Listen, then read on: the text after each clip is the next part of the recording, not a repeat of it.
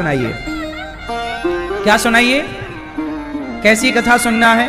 भक्ति ज्ञान विरागाप्तो विवेको वर्धते महान माया मोह निरासश्च वैष्णवै क्रियते कथम।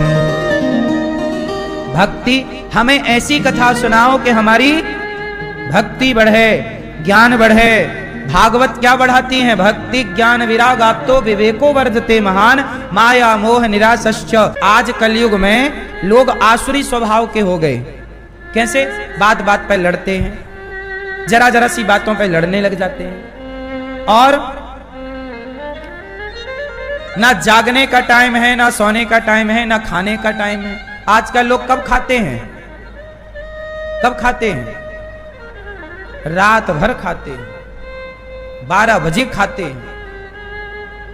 शादी ब्याह में ऐसे खाते हैं जैसे कभी खाए ना हो। बोलो हाँ नहीं? क्यों भैया? खाना पीना कैसे खाना चाहिए? खड़े होके कि बैठ के?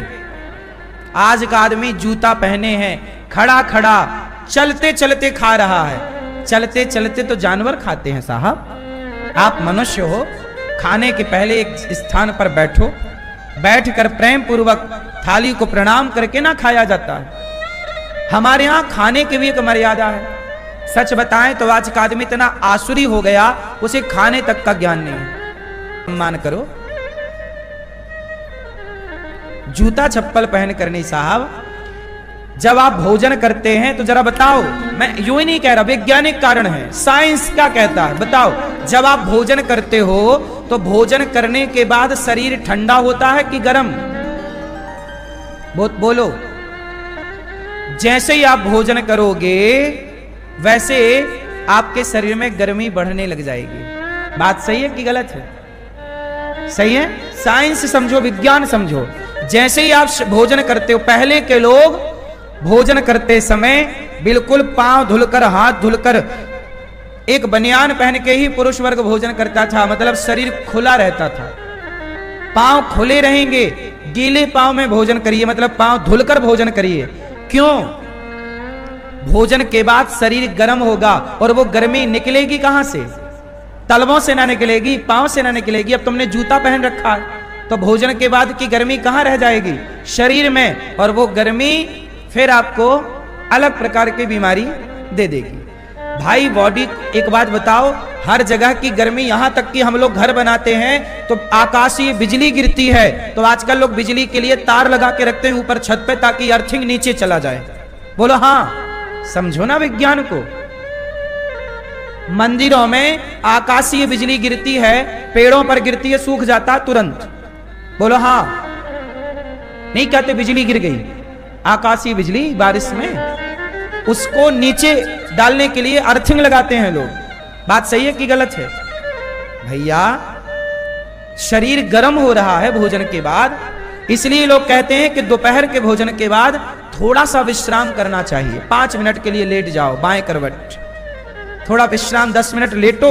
शरीर गर्म है, इस समय कुछ ना करो। थोड़ा नंगे पांव रहोगे, गर्मी निकलती रहेगी, मोजे भी उतार दो। बिल्कुल फ्री होके भोजन करना चाहिए। दोपहर का भोजन करने के बाद 10 मिनट के लिए, 15 मिनट के लिए विश्राम जरूर करना चाहिए। 10 मिनट के लिए लेट जाओ, सो भले मत, लेट जाओ बाएं करवट। बाएं करवट लेटने से आपका सुर चालू हो जाएगा, सूर्य नाड़ी चालू हो जाएगी, वो भोजन को जल्दी पचाना स्टार्ट करेगी।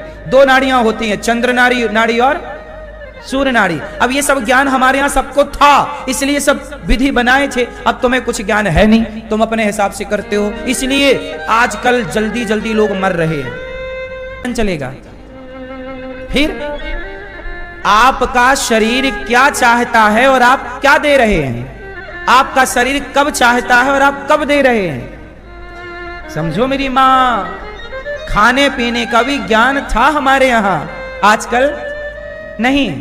चल कौन समझाए तुम्हें?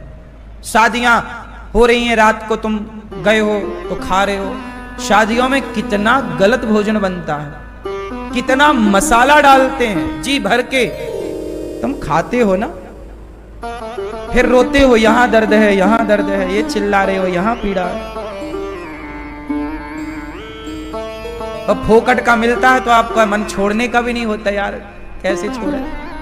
तंदूरी रोटी, बोलो हाँ चलो। तो एह घोरे कलौ प्रायो जीवश्चा सुरतांगतः। कलयुग है, सत्यम नास्ति तपः शौचम दया दानम न विद्यते। ना सत्य बचा, ना तप बचा, ना जप बचा। कलयुग में केवल क्या रहा? पैसा। हाय पैसा, हाय पैसा।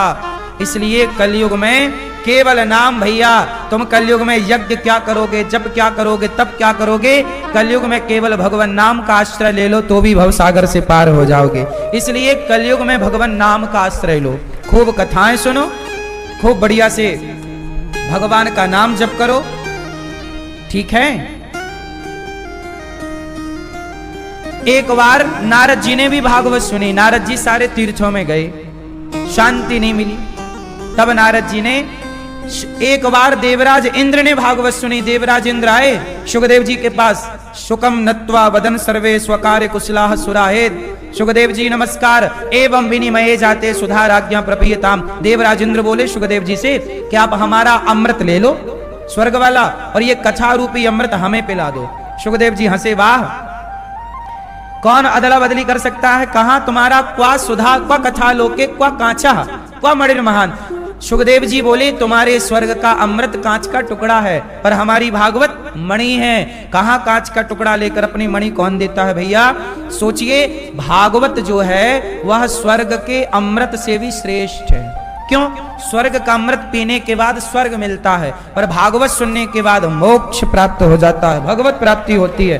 कोई स्वर्ग वर्ग नहीं जाना रहता। आपको स्वर्ग जाना है? क्यों मैया स्वर्ग जाना है? कहां जाओगे फिर? कहां? स्वर्ग वर्ग ना जाना। स्वर्ग तो बिल्कुल अपने बगल में ही है।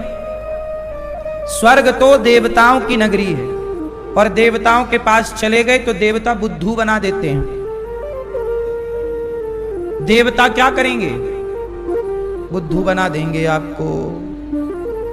देवताओं के पास जाओगे क्या होगा?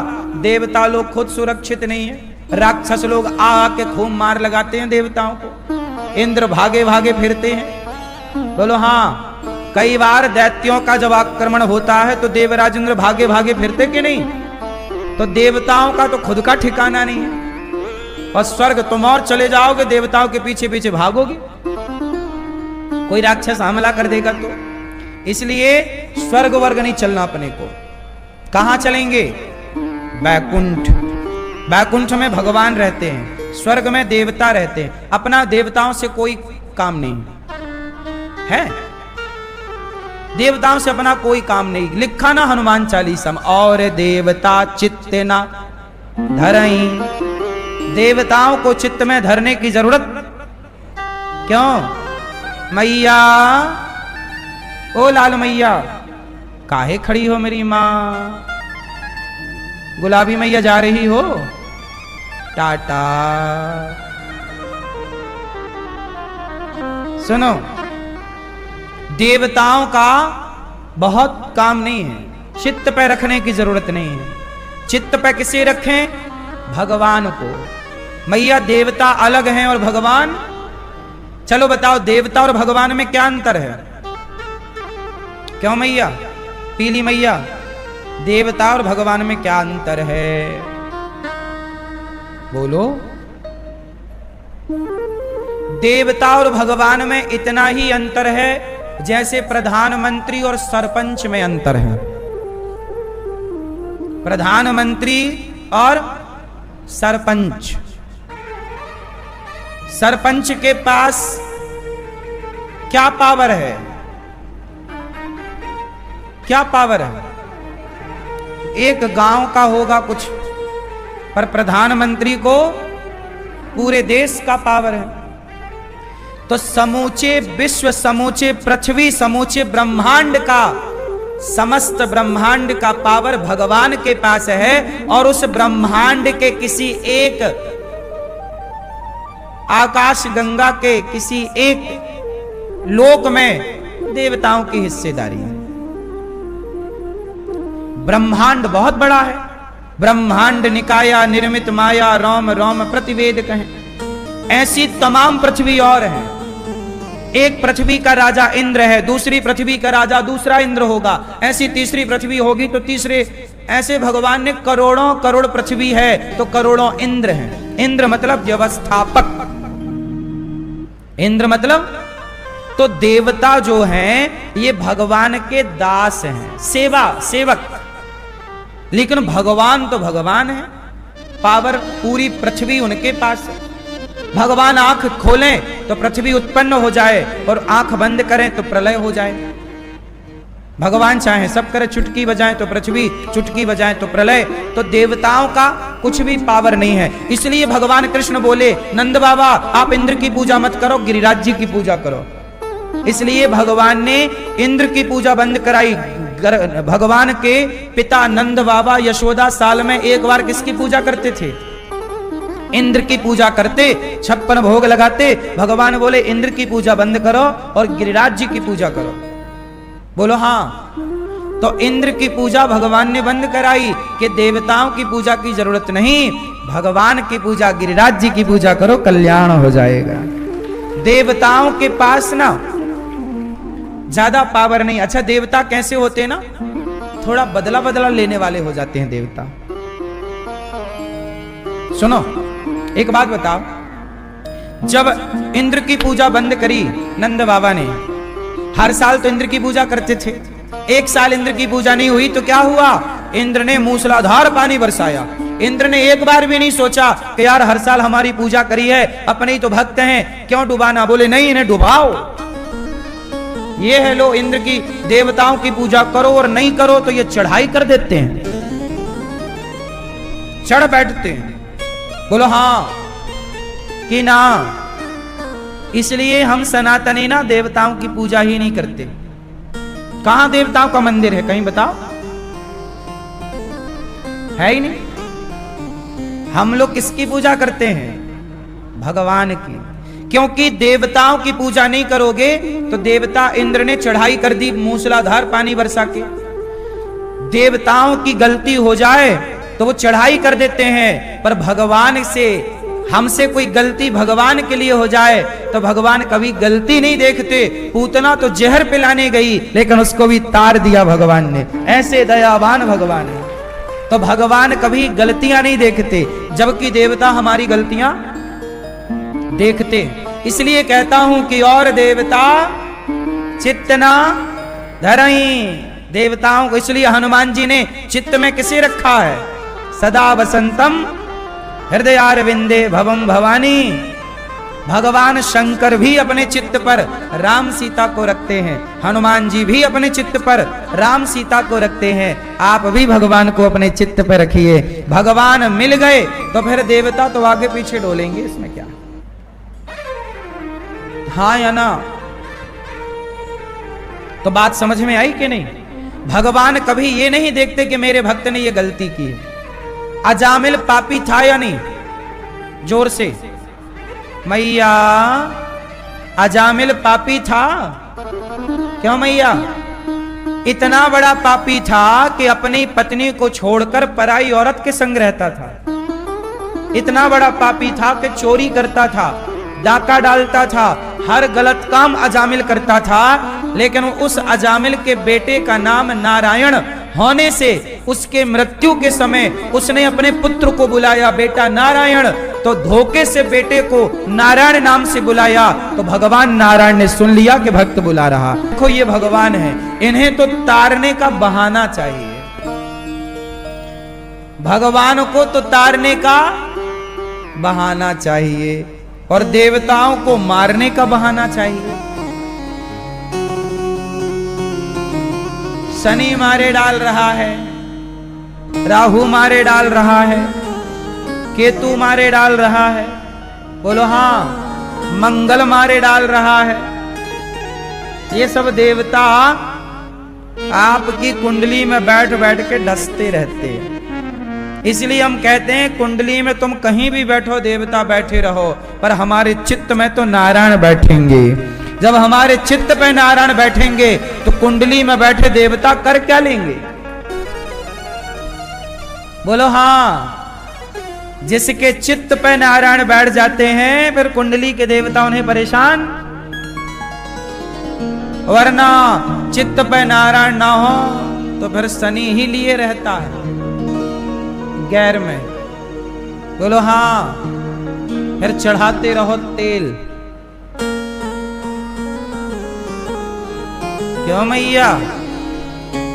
इसलिए देवताओं से डरने का नहीं, अपने भगवान श्रीमन नारायण पे भरोसा रखने का। जा पर कृपा राम की होई, ता पर कृपा करें सब कोई।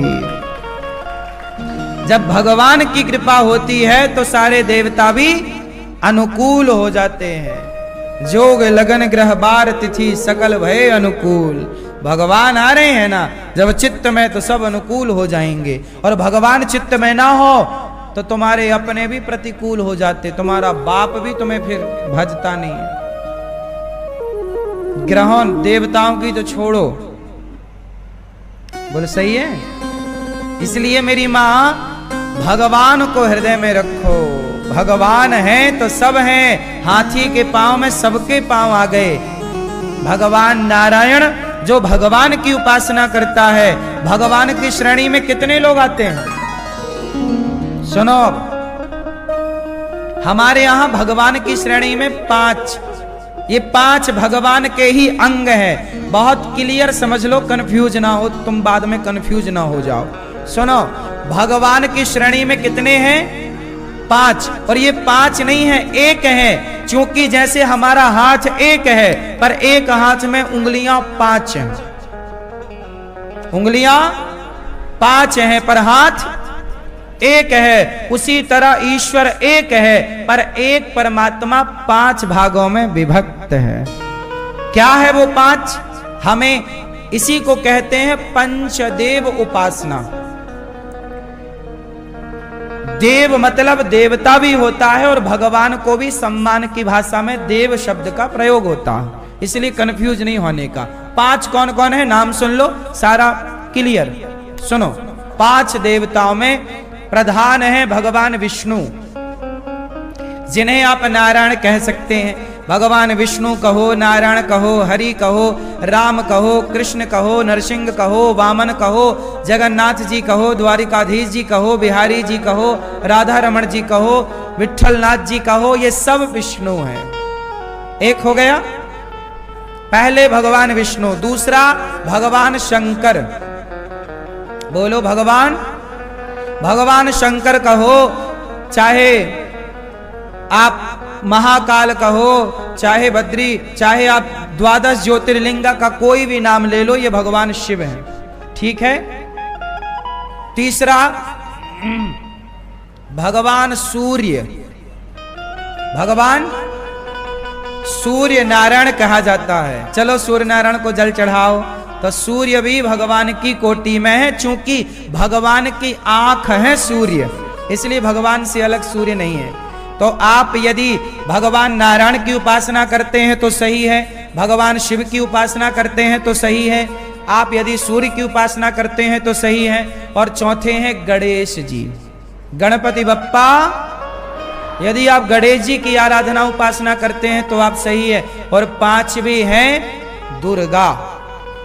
चाहे आप माता जी काली कहो, कामाख्या कहो, भद्रकाली कहो, आप कोई भी नाम से पुकारो, शारदा कहो, चाहे केला माता कहो, वैष्णवी माता कहो, ज्वाला माता कहो, ये सारी माताएं एक दुर्गा में समाहित हैं। बोलो हाँ। तो हम लोग 5 को पूजते हैं, इसलिए हमारे यहां देवियों के मंदिर हैं, और देवियां सारी दुर्गा हैं, अनेक रूप में भले हो।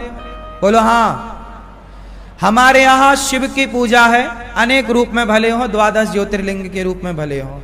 हमारे यहाँ भगवान गणेश जी की पूजा है, और सूर्य की पूजा है, और भगवान विष्णु तो है ही मुख्य। तो ये 5 की पूजा यदि आप करते हो, या 5 में एक की भी करते हो, तो आपकी जानकारी के लिए बताऊं, ये दिखने में 5 है, नाम हमने 5 लिया, व्यवहार में 5 है, पर ये है एक ही। जैसे एक ही शरीर में आपके 2 कान हैं, एक सिर है, 2 हाथ हैं, 5 उंगली दाहिने की, 5 बाएं की, 5 पांव की, 5 उस पांव की, 20 उंगली। एक शरीर में उंगलियां कितनी है? 20। हाथ कितने हैं? पांव कितने हैं? कान कितने हैं? शरीर एक है, पर एक शरीर में इतने सारे अंग हैं। उसी तरह एक परमात्मा के ये 5 अंग हैं।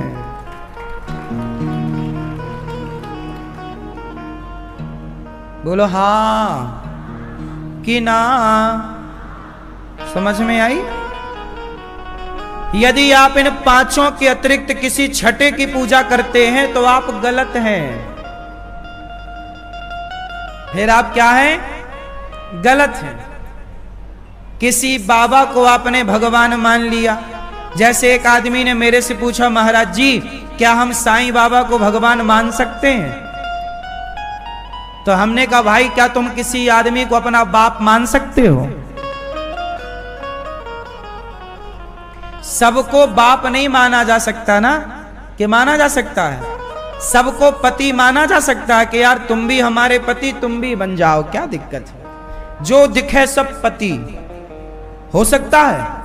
बोलो, जैसे पति एक है, पिता एक है, तो भगवान भी एक है। 2 नहीं हो सकते ना। कोई व्यक्ति भगवान नहीं हो सकता। यदि कोई व्यक्ति भगवान होता तो तुम्हारे बाप दादों ने जरूर मंदिर बनवाए होते उनके। पर ये तो आज पिक्चर लॉन्च हुई, अमर अकबर एंथोनी, इससे लॉन्च किया गया है। बोलो हां कि ना? सुनो, आजकल भगवान को भी ना बॉलीवुड लॉन्च करता है। सही है कि गलत है? नहीं, सही है कि गलत है? बॉलीवुड किसे भगवान बना दे? नहीं, बताओ। साईं बाबा की सबसे पहले पिक्चर ही तो आई थी, अमर अकबर एंथोनी। उसमें ही ना जिक्र है। उसके पहले कौन जानता था? सही है कि गलत है? अब तुम ना जानना चाहो, ना समझना चाहो, अपनी जिद पर रहो तो रहे आओ, हमें क्या है। लेकिन हम तो ये बताएंगे कि कोई व्यक्ति साधु हो सकता है, संत हो सकता है, कोई व्यक्ति कभी भगवान नहीं हो सकता। भगवान तो भगवान है ना। सबको भगवान, सब प्रधानमंत्री हो सकते हैं क्या? नहीं हो सकते। सब पति हो सकते हैं क्या? नहीं हो सकते। अब आप कहो गुरुजी हमारी तो आस्था है, तो चलो भैया आप पीतल खरीद लो 1 तोला या 1 किलो, और आप ये भाव रखो कि सोना है। तो क्या आपके भाव से पीतल सोना हो जाएगा? अरे महाराज जी हमारी तो आस्था है, तो भैया आस्था है तो पीतल सोना हो जाए। आस्था अलग जगह है। आस्था भी वैदिक होनी चाहिए। सुनो, आस्था भी मनमुखी नहीं होनी चाहिए। बात सही है कि गलत है?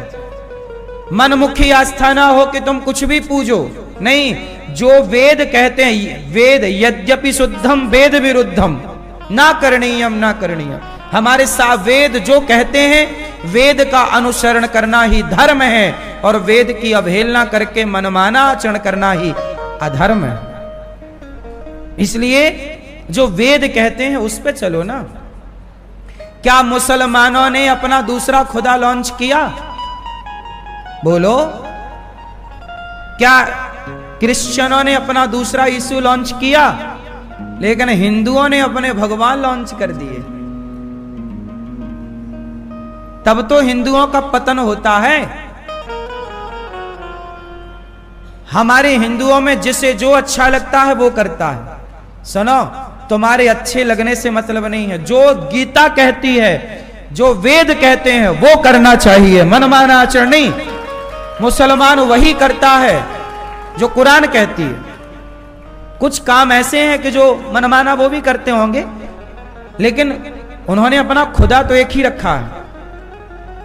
बोलो हाँ। हमारे यहां भी ईश्वर एक है, लेकिन ईश्वर एक होने पर भी हम लोगों ने उस एक की सत्ता को समझने में बड़ी गलती कर दी। हमारे यहां देवता हैं बहुत, देवता व्यवस्थापक हैं। भगवान कितने हमारे यहां सनातन में कितने भगवान हैं? बोलो जोर से। जब एक ईश्वर है तो दूसरा कहां से आएगा? और दूसरा हो जाएगा तो फिर व्यवस्था बनेगी कि बिगड़ेगी? और आज वही हुआ सनातन में। आज हमारा सनातन बट गया, और तो छोड़ो भगवान के नाम पे बटा हुआ है। और ये सारा बंटवारा केवल इसलिए है कि अज्ञान है। उस अज्ञान को मिटाए कौन? कोई मिटाना ही नहीं चाहता। बोलो हां। सबका अपना अपना मत है।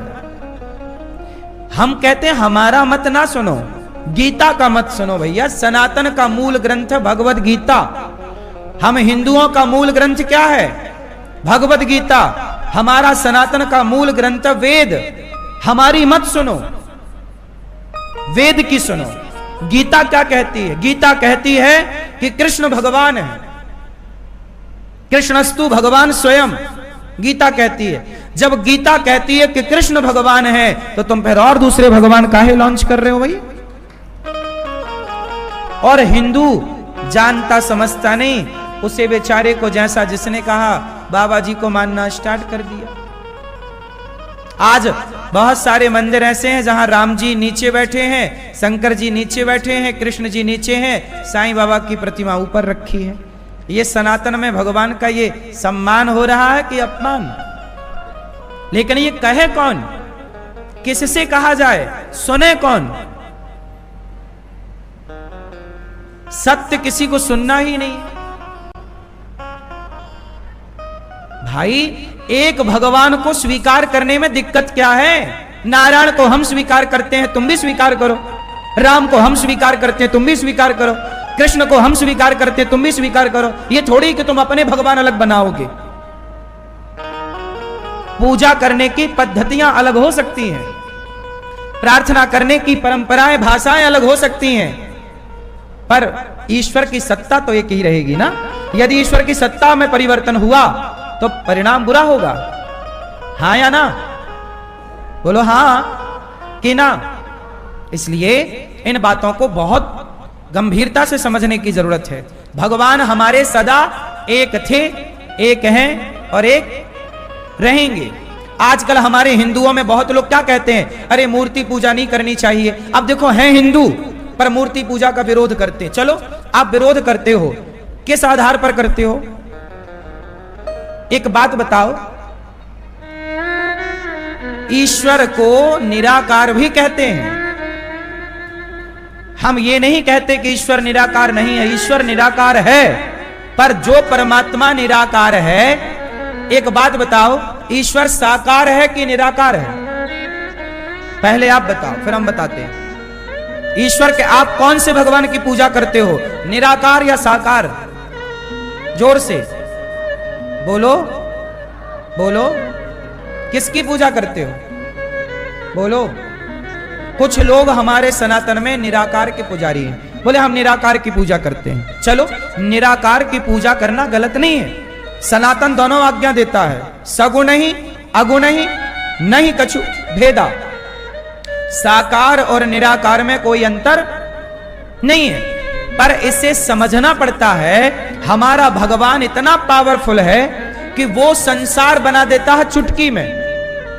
अब सोचो कि जो परमात्मा संसार को बना सकता है, क्या वो भगवान स्वयं को निराकार से साकार में लाकर खड़ा नहीं कर सकता?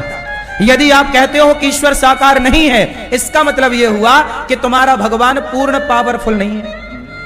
भाई हम जिस परमात्मा की पूजा करते हैं वो इतना पावरफुल है कि वो जब चाहे साकार हो जाए, वो जब चाहे निराकार, वो जब चाहे बड़ा हो जाए, जब चाहे। हनुमान जी लंका गए तो क्या बन के गए?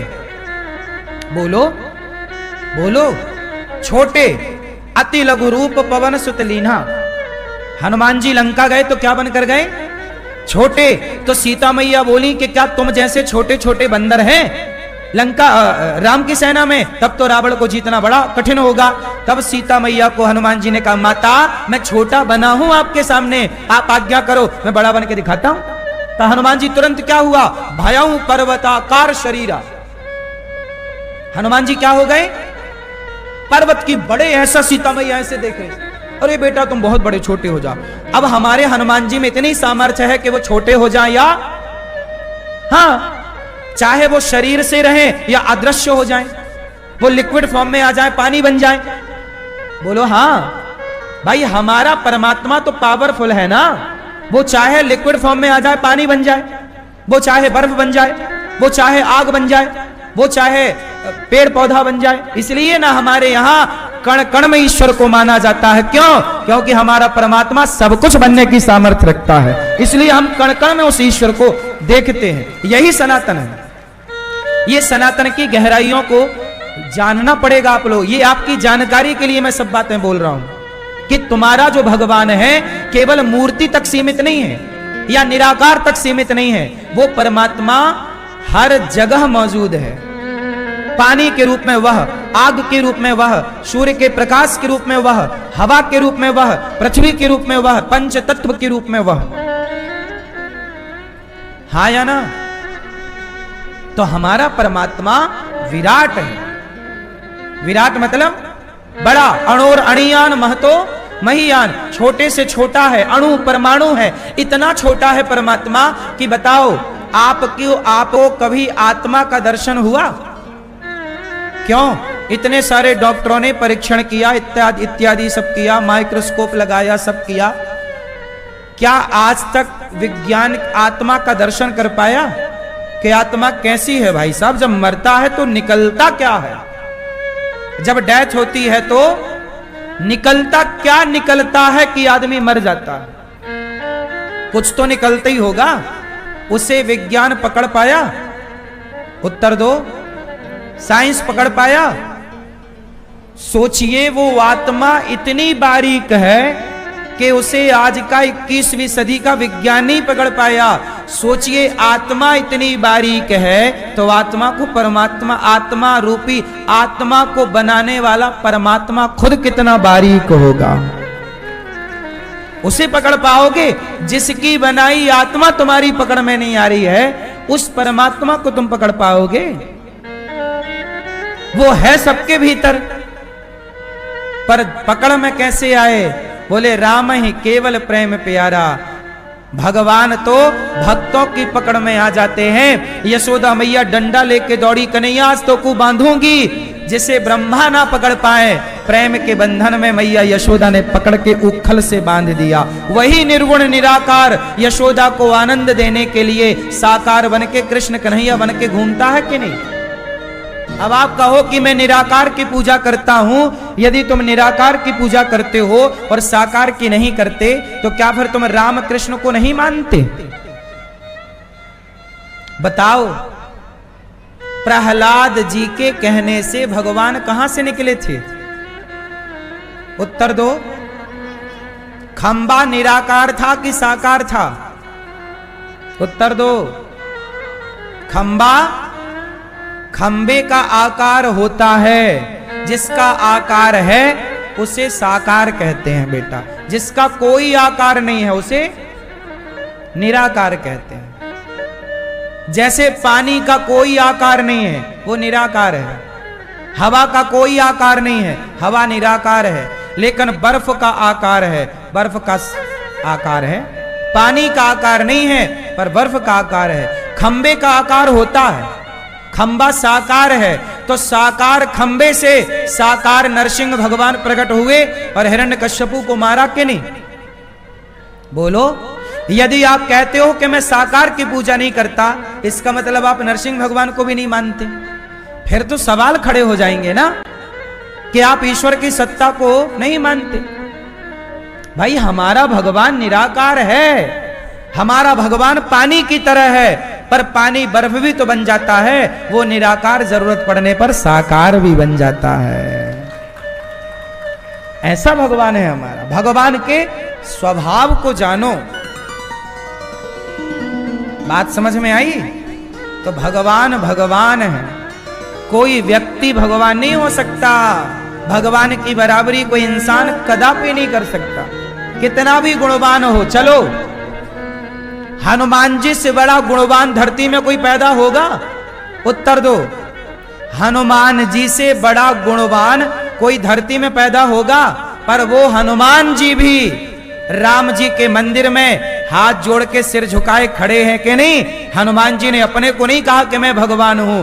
हनुमान जी तो ये कहते हैं कि राम दुआरे तुम रखवारे। हनुमान जी राम के कौन हैं? दास हैं। राम के मंदिर में हनुमान जी कैसे खड़े हैं, कैसे बैठे हैं? हाथ बोलो ऐसे, सिर झुकाए। वाह, हनुमान जी से बड़ा क्या धरती में कोई पुरुष पैदा हुआ? उत्तर दो। हनुमान जी से बड़ा शक्तिशाली हुआ? इतने शक्तिशाली, इतने पावरफुल हनुमान जी भी राम के आगे हाथ जोड़े खड़े हैं। साहब, तुम क्या भगवान बनोगे? भगवान के चरण धूली बन जाओ। हनुमान जी जैसे कौन होंगे? लेकिन वो हनुमान जी राम के द्वार पर बैठे हैं कि नहीं, हाथ जोड़े?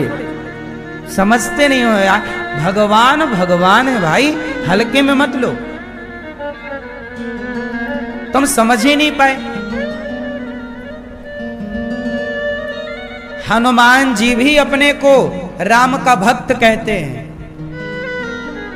अपने को क्या बताते हैं हनुमान जी? राम का भक्त। अब बताओ, ऐसे हनुमान जी को हम बार बार प्रणाम करें और हनुमान जी से बहुत कुछ सीखें, बहुत कुछ ज्ञान लें। अपने झूठे घमंड में ना जीने लग जाएं, झूठे घमंड में ही ना रहने लग जाएं। एक बार भागवत सुनी, राजा परीक्षित ने उद्धार हो गया। इंद्र को कथा नहीं सुनाई, इंद्र ने तराजू बांधी, भागवत जी को पलड़े को रखा। भागवत जी एक पलड़े पे रखा, दूसरे पलड़े पे स्वर्ग के सुखों को रखकर तौला, तो भागवत जी का पलड़ा भारी था। भागवत जी की बराबरी कोई नहीं कर सकता। भागवत कौन है? प्रत्यक्ष भगवान का वांगमय स्वरूप है भागवत जी।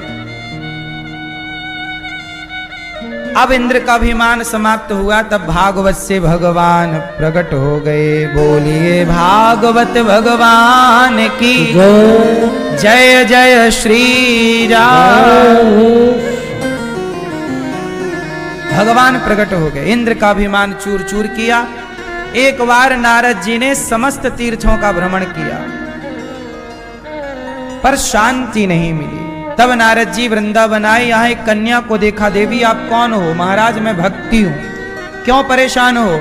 महाराज कलयुग में बड़ी परेशान हूँ, क्या उपाय है कि मेरा दुख दूर हो? तब नारद जी बड़े परेशान भये। सनकादियों ने कहा कि भक्ति महारानी को भागवत सुनवाओ, तब जाके दुख दूर होगा। जब नारद जी ने सनकादियों से हरिद्वार में भागवत की कथा सुनवाई, सोचिए भागवत की कथा जब भक्ति ज्ञान वैराग्य ने सुनी तो उनका दुख दूर हो गया भागवत से। तो हमारा और आपका दुख दूर नहीं दूर हो जाएगा? इसलिए भागवत सुनने वाला कभी दुखी नहीं है, बस ठीक ठीक से सुने और उतारे जीवन में, चरितार्थ करे। भागवत की महिमा सुनी और भक्ति महारानी ताता थैया करके नाचने लग गईं। भक्ति सुतौ तौ तरुणौ गृहीत्वा प्रेमैक रूपा सहसा विरासी। श्री कृष्ण गोविंद हरे मुरारी, हे नाथ नारायण वासुदेव नाथेति नाम। हे प्रभु आप की जय हो, मैं कहाँ बैठूं? भगवान के भक्तों ने कहा जाओ भक्तों के हृदय में जाकर बैठ जाओ। भक्ति कहाँ है? जो कथा सुनते हैं उन्हीं के हृदय में भक्ति है, जो कथा नहीं सुनते उनके पास भक्ति का क्या काम? भागवत सुन के भक्ति ज्ञान वैराग्य का दुख दूर हो गया। इसलिए भागवत सुनो मेरी माँ, तुम्हारा दुख दूर कौन कर सकता है? भगवान की कथा ही दुख दूर कर सकती है। जब तुम भगवान की कथा सुनती हो ना या सुनते हो ना, तो भगवान तुम्हारी व्यथा सुनने लग जाते हैं। तुम जितनी श्रद्धा से भगवान की कथा सुनते हो, उतनी निष्ठा से भगवान तुम्हारी व्यथा सुनते हैं, और धीरे धीरे तुम्हारी व्यथा समाप्त हो जाती है और व्यक्ति सुखी हो जाता है। हनुमान जी क्या सुनते हैं? राम कथा सुनवे को रसिया, राम लखन सीता मन। हनुमान जी तो क्या सुनते हैं? राम की। बिना कथा के हनुमान जी जिंदा नहीं रह सकते। हनुमान जी का अमृत कथा ही है, तब कथामृतम तप्त जीवनम। क्या करें, कथा के बिना जी ही नहीं सकते। जैसे ये दास अनिरुद्ध बिना सुने कथा और बिना सुनवाए आपको सुनवाए हम रह ही नहीं सकते। कथा सुने ना, सुनाए ना, सुने ना तो रोटी ना पचे। हमारा तो भोजन भी पचता है तो कथा सुना के। हम अपना भोजन कथा सुनाकर या सुनकर पचाते हैं। भोजन काम करके, सेवा करके पचता, हमारा भोजन बकवास में नहीं पचता। आप लोग, कुछ लोग हैं खाए पिए पंचायत करने लग गए। पंचायत में तुम्हारी रोटियां पचती हैं? नहीं, पंचायत में ना पचाओ, भोजन करो और भजन करो। पहले आपने क्या पढ़ा? का कि खा? पहले क्या पढ़ा आप लोगों ने? का। फिर क्या पढ़ा? खा। पहले कृष्ण का भजन कर, फिर खा। पहले ही मत खा। का खा, फिर गा। खा के सो मत जा, गा भगवान का नाम गा, कथा गा। यदि गाएगा तो घा अपने असली घर को प्राप्त कर लेगा, अपने असली सुख को पा जाएगा। का खा गा घा, 4 ही अक्षर आते हैं, हमसे आगे नहीं आता। इतनी में काम हो गया ना। का मतलब कृष्ण का भजन। बोलो मेरी मां। सो गई मेरी मां। का मतलब कृष्ण का भजन कर। का मतलब कृष्ण का भजन कर, और भजन करके खा। का खा, और खा के सो मत जा, गा। राम का नाम, कृष्ण का नाम गा। गा भैया थोड़ा, है ना। और गाएगा तो घा, अपने असली घर को पाएगा। तो भैया क्या करना चाहिए? गाना चाहिए। गाओ। पापी व्यक्ति को तार सकती है? बोले हाँ, कितना भी बड़ा पापी क्यों ना हो। ये मानवः पापकृतस्तु सर्वदा सदा दुराचार रता विमार्गे गाहा क्रोधाग्नि दग्धः कुटिलाश्च कामिनः सप्ताह यज्ञेन कलौ पुनन्ति ते। कितना भी बड़ा पापी हो मैया, भागवत सुन के तर जाएगा। मैया बैठ जाओ मैया, भजन पूरा हो गया। जा रही हो मेरी माँ? तो बैठो बैठो भैया। सबको अलग अलग कहना ना पड़े मेरी माँ, एक बार में ही बैठ जाओ। ओ भैया आप भी बैठो सरकार। हाथ जोड़ विनती करूं, सुनियो चित्त लगाए। बैठो।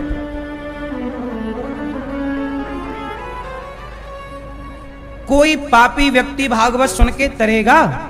हाँ, कितना भी बड़ा पापी हो, वीआईपी पापी, भागवत सुनेगा तो उसका भी उद्धार।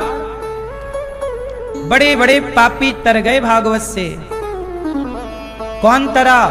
एक कथा सुनाई। एक पंडित जी थे, आत्मदेव उनका नाम, पत्नी का नाम श्रीमती धुंधली देवी। इतने बड़े पंडित जी, इतने बड़े विद्वान, इतने बड़े ज्ञानी, पर बेचारे परेशान थे। क्यों? पुत्र नहीं था। आत्मदेव जी के पुत्र ना होने से जमाना ताने मारता। बड़े परेशान पंडित जी। एक दिन पंडित जी ने घर छोड़ दिया, अब मैं मर जाऊंगा। संसार इतना टॉर्चर करता है ना मेरी माँ, लोग इतना परेशान करते हैं कि लोग जीने तो नहीं देते। पंडित जी को लगा चलो मर जाएं। जंगल गए तो वहां एक साधु मिल गए। साधु ने कहा कि ब्राह्मण आप क्यों रो रहे हो? कथम रोदसी विप्रत्वम काते चिंता बलीयसी। क्या चिंता है बताओ? वदत्वम सत्वरम मह्यम, हमें जरा सच सच बताओ कि आप रो क्यों रहे हो? तब पंडित जी ने कहा, धिक जीवतम प्रजाहीनम धिग्रहम च प्रजा विना। पंडित जी ने कहा, मेरे जीवन को धिक्कार है, मेरी कोई संतान नहीं, पुत्र नहीं। आत्मदेव जी पंडित जी को समझाया साधु ने कि हे ब्राह्मण, पुत्र के लिए मत रो। ये बताओ, पुत्र के लिए रोना चाहिए कि परमात्मा के लिए रोना चाहिए? पुत्र के लिए रोएंगे तो केवल आंसू मिलेंगे, पुत्र मिलेगा इसकी गारंटी नहीं है। पर परमात्मा के लिए रोएंगे तो परमात्मा मिल गए तो फिर सब कुछ मिल गया, क्या चाहिए? इसलिए बेटा बेटी के लिए रोने से बेहतर है कि आप भगवान के लिए रोएं और अपना कल्याण करें। सच बताऊं मेरी माँ, ये बड़ा मोह में फंसा है व्यक्ति, ये मेरा बेटा है, ये मेरा बेटा है, ये मेरी बेटी है। ठीक है, व्यवहार में तो लगता है कि सब अपना है, पर सच बताओ कि है कोई किसी का? इसलिए बेटा हो जाए अच्छा है। हम कहते हैं भगवान करे आपके 10-10 बेटा हो, हर साल बेटा हो, हमें क्या दिक्कत है? लेकिन बेटा ना हो तो परेशान ना होइए। क्यों मेरी मां? बेटा ना हो तो रोइए मत, क्योंकि बेटा हो जाएगा तो होके भी क्या करेगा? बहुत सारे माओ के बेटा है जिनके 4-4 बेटा है ना, उनकी माता गौरी गोपाल वृद्धाश्रम में रह रही हैं 4 साल से, एक बार भी बेटों ने फोन नहीं लगाया। तो बेटे हैं पर होने पर भी मां को वृद्धाश्रम में रहना पड़ता है। 4-4 बेटों से, 2-2 बेटों से, 3-3 बेटों से एक रोटी नसीब नहीं हो रही है। उन माओ के अपने बेटा सेवा करते तो हमें वृद्धाश्रम बनाने की क्या जरूरत थी? आज गौरी गोपाल आश्रम में 300 से ज्यादा माताएं हैं। वही माएं हैं जिन माओ के किसी के 2 बेटा हैं, किसी के 3 बेटा हैं, किसी के 4 बेटा हैं। 5-5 बेटों वाली माँ भी यहां है तो बेटा। इसलिए जितना बेटों के लिए रोते हो इतना भगवान के लिए रो, कल्याण हो जाएगा। बेटा होगा भी तो क्या करेगा? है तो बेटा। माताएं हैं तो वृद्धाश्रम में, क्या कर रहे हैं बेटे? एक बार भी फोन लगा के मां से बात तक नहीं करते। मां कैसी हो, कहां हो, क्या हो, आ जाओ घर, हम गलती स्वीकार कर रहे हैं, हमसे अपराध हो गया। कोई गलती की माफी नहीं, कोई स्वीकार करने को। मां मर जाती है, हम लोग बेटों को फोन लगाते, भैया तुम्हारी मां की मृत्यु होने वाली है, आ जाओ आखिरी दर्शन कर लो। मना कर देता बेटा, महाराज आप ही करना हमारे लिए, तो मां मर गई। हमने कहा नहीं, अभी मरी नहीं है, जिंदा है। जब फाइनल मर जाती है तो भी फोन लगाते हैं, तो नहीं आता, कंधा देने नहीं आता, हम ही कंधा देते हैं। और माता की 13वीं भी गौरी गोपाल आश्रम में ही होती। ऐसी बेसहारा माओ को अपनी औलाद रोटी नहीं दे रही है। ये दास अनिरुद्ध आप लोगों से भिक्षा मांग मांग कर इन वृद्ध माओ की सेवा करता है। आपका बड़ा धन्यवाद करूं कि आप सब सहयोग करते हो, तो ऐसी 300 वृद्ध माओ की सेवा गौरी गोपाल में हो पा रही है। 300 से अधिक माएं हैं। क्या करें अब हम, क्या कहें, किसको कहें? बड़ा कष्ट है। ये मैया आई हैं, आज देखो ये बैठी हैं एक माँ। यहां रोज कोई ना कोई माँ आती है। मैं आप किस किस माँ का दर्द आपको बताऊं, किस किस माँ की पीड़ा बताऊं, क्या क्या बताऊं। जिन बच्चों के लिए माँ रोती रहती, जिन बच्चों के लिए सारा काम करती, वही बच्चे आज पराये से हो गए, एक बार भी देखने नहीं आते। आप लोग रोते हो कि एक बेटा हो जाए, एक बेटा हो जाए। क्या कर, बेटे के चक्कर में ना पड़, बेटे के चक्कर में ना पड़। आत्मदेव नहीं माने, एक बेटा की जिद की, संत ने को फल दिया, फल को खिलाया धुंधली को, धुंधली ने खाया नहीं, बहन को वो फल गैया को खिला दिया। गाय को बच्चा हुआ, नाम रखा गौकर्ण। बहन को बच्चा हुआ, पैसों में बच्चा खरीद लिया, नाम रखा धुंधकारी। धुंधकारी बड़ा हुआ तो अपने पिता आत्मदेव को, माता धुंधली को खूब मार लगाई। भगवान ने बेटा नहीं दिया था तो इसलिए नहीं दिया था कि तुम्हारा बेटा तुम्हें बहुत कष्ट देगा, लेकिन माने नहीं विधि के विधान को। पर आपने जिद की और आप मिल गया तो रुला रहा है, खून के आंसू रुला रहा है। इसलिए बेटा ना होए तो भी ईश्वर का धन्यवाद, नहीं दिया तो ईश्वर ने कुछ जान कर ही नहीं दिया, क्योंकि जिनके हैं वो माएं भी बहुत दुखी हैं। इस बात से दुखी हैं कि ऐसा नालायक बेटा क्यों है। एक माँ तो मेरे पास रहती हैं, यहां आई गौरी गोपाल में, उनका बेटा उन पर मिट्टी का तेल डाल चुका था।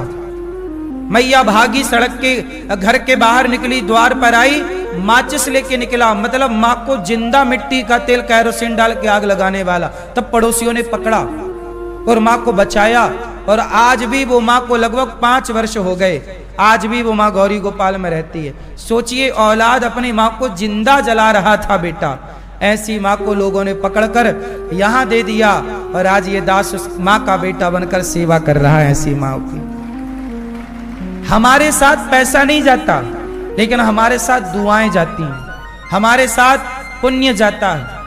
आप जितने लोग बैठे हो 1 रुपया ना ले जाओगे, लेकिन जो आप पुण्य करोगे वो आपके संग जाएगा। इसलिए कहता हूं, पुण्य करना सीखो। और मुझे लगता है कि इन बेसहारा माओ का सहारा बन जाने से बड़ा कोई पुण्य नहीं है कि आप भी इन माओ को भोजन कराओ, कि आज ये माओ को हम भोजन कराएंगे। आज का दूध की व्यवस्था हमारी ओर से, आज के भोजन की व्यवस्था हमारी ओर से। इन माओ के लिए एक माँ को गोद आप लो, जैसे ये माँ आई आप गोद लो कि भाई ये माँ आई, इसका कोई बेटा नहीं है, मैं सदा बेटा बनकर इस माँ का, बेटी बनकर माँ की, मैं सदा माँ की सेवा करूंगी। जब तक माँ रहेंगी गौरी गोपाल में मैं सेवा करूंगी। यही ना सेवा है।